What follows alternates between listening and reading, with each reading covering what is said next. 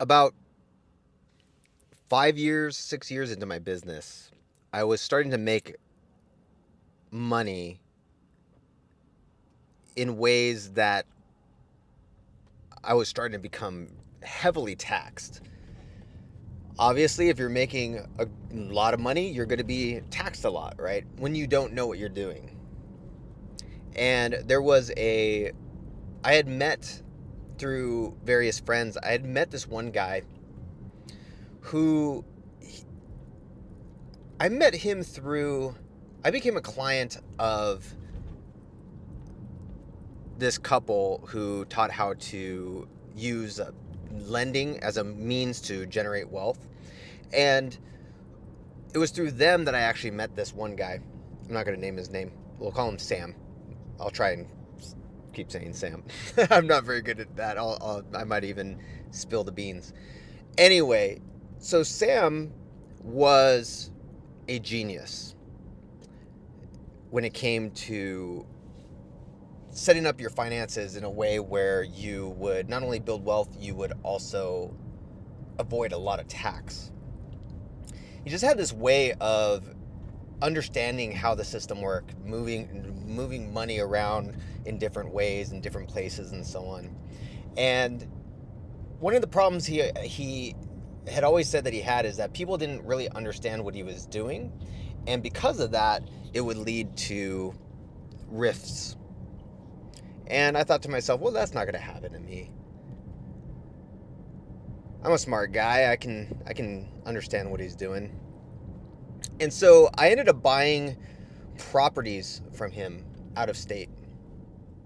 And I had a decent nest egg from the money that was coming in.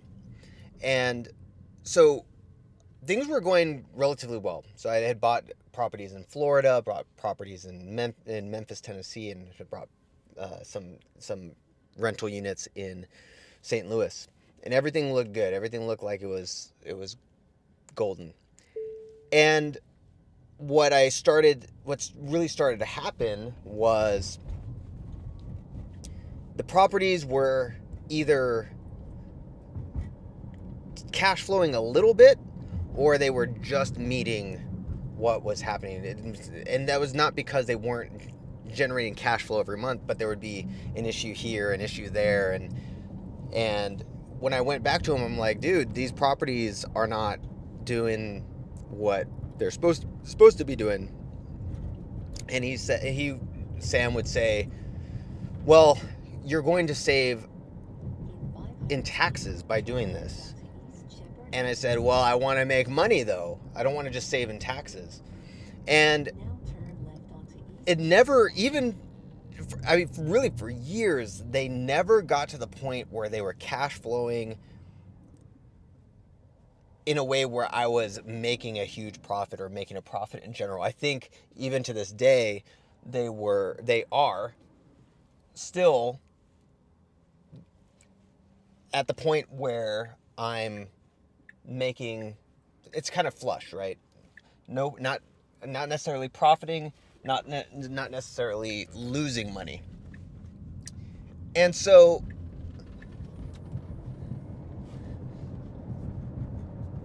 at the time, I started getting pissed off.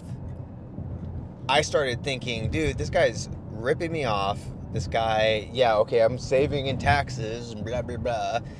And keep in mind, I wasn't making nearly as much as I am now. But I was starting to feel like I was being taken advantage of, that I was being used.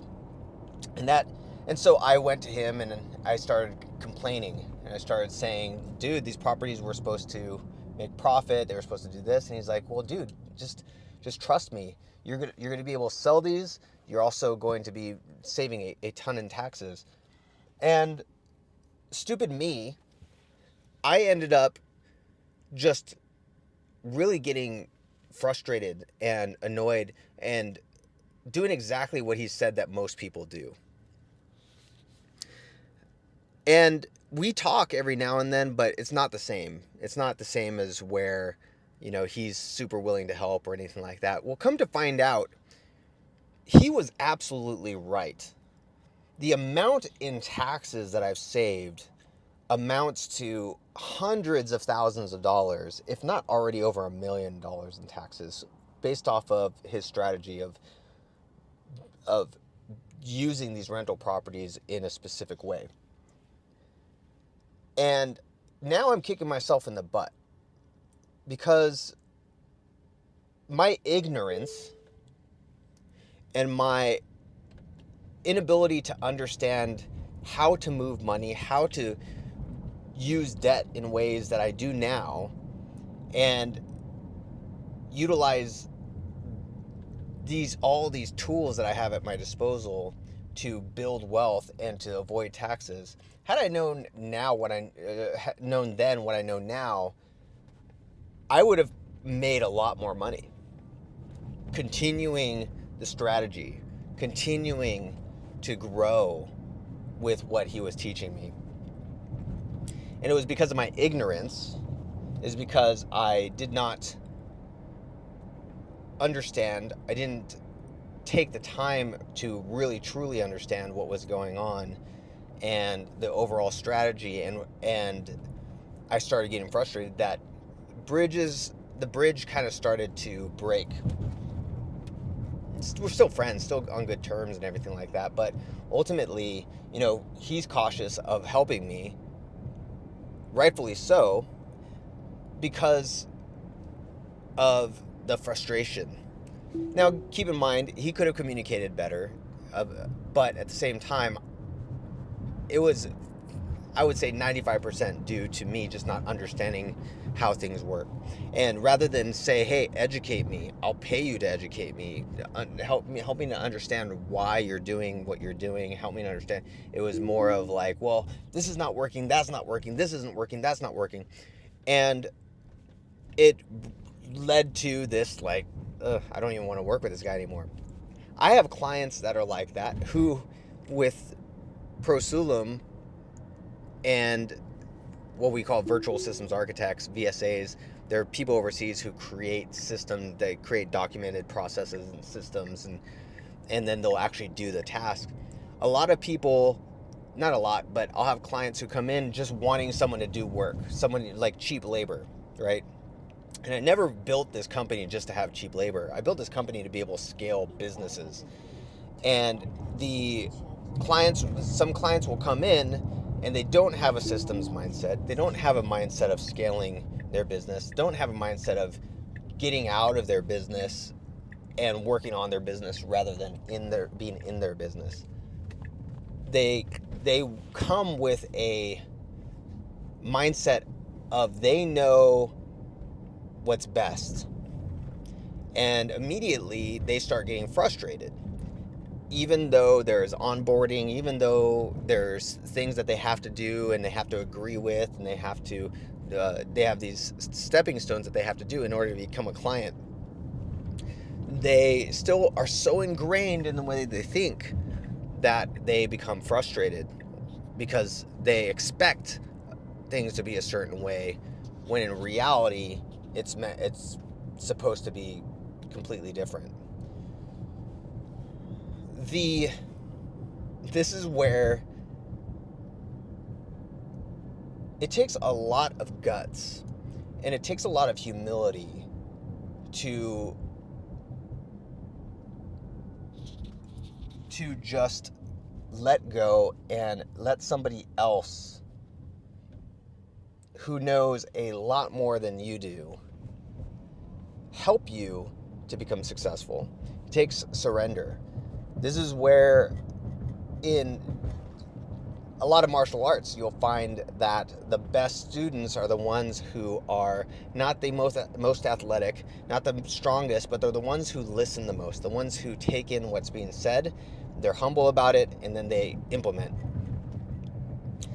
The ones that are more frustrated, they want to learn the new things, they want to spar all the time, they want to go and do a ton of tournaments, and they don't necessarily always become the best students. It's the students who are willing to listen, who are willing to let go and be an actual student, that tend to do very well. And because of my ignorance and my frustration and my lack of understanding and my inability to learn or make myself open to learn, because of all that, I missed out on growing that side of my business. I missed out on growing, or at least learning new ways to go about it. Don't get me wrong, I've grown that side of the business, but not as fast as it could be. Not as fast as with a mentor that I trust on that side, real estate and investment properties and things like that. In 500 feet, turn right. So, that all being said, who is trying to help you to be successful? Who has been trying to help you to do the things that you've been wanting to do, but maybe out of ignorance, you have not allowed them to? Who has been in your camp supporting you, trying to get you to see and understand certain things that you need to understand before you are able to get to the place that you want to get? And how have you been stifling that supporter because you're not able to see what they're actually doing and understand what they're actually doing? I challenge you to take a look and take the chance in asking and being humble and saying, hey, I know you've been trying to help me. I don't understand. I don't know these specific things, or can you help me to understand how to go from point A to point Z, but I need to be taught in a much easier manner. The more that you're able to do that and be humble and listen and then implement on what they actually say, the more successful you're going to be. If you want to be rich, listen to rich people. If you want to be a black belt in a specific martial art, do what the black belt teaches you and tells you to do. If you want to be a great speaker, listen to what great speakers tell you to do. It's not that hard. The hardest thing is actually submitting and letting go and being humble and listening and doing the little things, the little hard work stuff that you have to do on a daily basis or weekly basis, and listen to them when they tell you what to do. Otherwise, you're just going to slow your progress. You're going to have the gas, you're going to be stepping on the gas while having your foot on the brake as well. So, not that you can't get to where you're going to go, but you're going to go much, much faster. So, who are you not listening to? Who is trying to help you but you don't understand? That's who you need to talk to right now. And that's who you need to submit to.